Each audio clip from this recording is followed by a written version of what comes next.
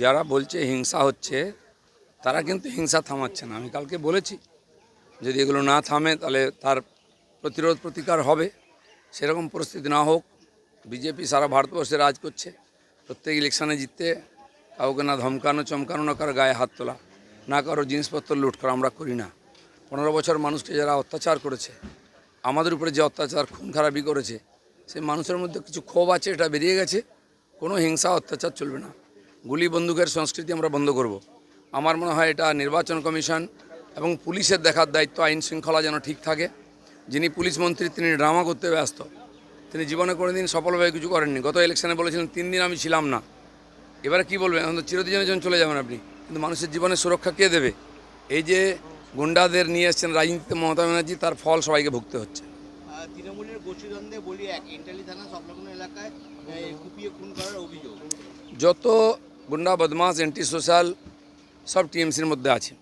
একটা গ্রুপ খাচ্ছিল, এটাকে দিচ্ছিল না, তারা এখন প্রতিশোধ নিচ্ছে। অফিস ভাঙা থেকে আরম্ভ করে টাকা পয়সা লুট করা, দোকান লুট করা, নিজেদের মধ্যে মারামারি করা, এটা টিএমসির ভিতরের ব্যাপার, সেটা বাইরে আসছে। বিজেপির কোনো যোগাযোগ নেই, সেজন্য পুলিশকে কড়াভাবে এর আর প্রতিকার করা উচিত।